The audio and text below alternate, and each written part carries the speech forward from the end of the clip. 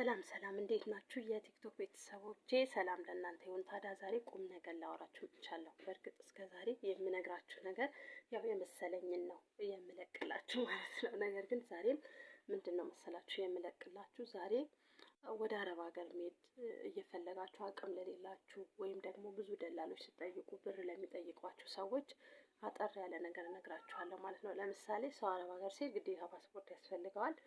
ፓስፖርት ግን ያው የራሳችሁ ወጪ ነው ማለት ነው። የራሳችሁ ወጪ ነው እና ደላላ ጋር እንዴት ነው የምንሄደው ላላችሁ ሰዎች መጀመሪያ ፓስፖርት ነው የምታወጡት። ፓስፖርት ካወጣችሁ በኋላ እና እንደዚህ የምናገረው በምክንያቱም በጣም ብዙ ሰዎች ብር እየተበሉ ነው በህገወጥ ኤጀንሲ፣ ህጋዊ ሆኑ ህገወጥ ሆኑ በማይታወቁ ኤጀንሲ ብዙ ሰዎች ብር ስለምትበሉ ማለት ነው። ይህንን ይጠቅማችኋል በማለት ነው።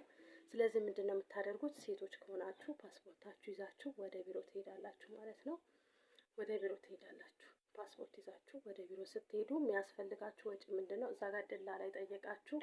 ደላላ አንለውም፣ ህገወጥ ደላሎች ቢሮ የሌላቸው ሊሆኑ ይችላሉ፣ ያላቸው ሊሆኑ ይችላሉ። ግን ያው ትክክለኛው ሰው ህሊናው የሚያውቀው ራሱ ነው። ግን ለመሄድ ስትፈልጉ የሚያስፈልጋችሁ ፓስፖርት ነው። ከዛ ወደ ቢሮ ትሄዳላችሁ። ቢሮ ስላችሁ ምንም አይነት ደላላ ሳይነካካው ማንንም በመሀላችሁ ሳይገባ ዳይሬክት ወይም ቀጥታ እንደምንለው ትሄዳላችሁ ማለት ነው። ከዛ ሄዳችሁ ምንድነው የምታደርጉት? የምታወጡት ፓስፖርት መጀመሪያ ያወጣችሁት ነው፣ የራሳችሁ ነው እሱ።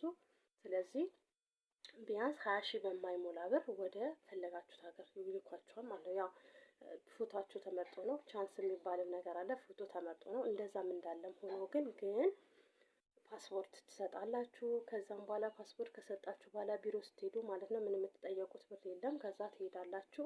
ከሄዳችሁ በኋላ ቋንቋ የምትችሉ ከሆነ እንደውም ቋንቋ ለሚችል ቅድሚያ መሰለኝ የሚሰጡት ባለሳሳት፣ ያው የቻንስ ጉዳይ ነው በእርግጥ እና እንደዛ ነው የምትሄዱት ማለት ነው። ቢሮ ከሄዳችሁ በኋላ ቀጥታ ምንድነው የሚያደርጓችሁ? ዩኒፎርም ያለብሷችኋል። ከዛ ቪዲዮአችሁ የምትሰሩት የምትችሉት እንትን ትሉና ወደዛ ይልካሉ። ቋንቋ የምትችሉ ከሆነ፣ ማትችሉ ከሆነ ግን ፓስፖርታችሁ ከሰጣችሁ በኋላ ሶሲ እንድትማሩ ያደርጋሉ።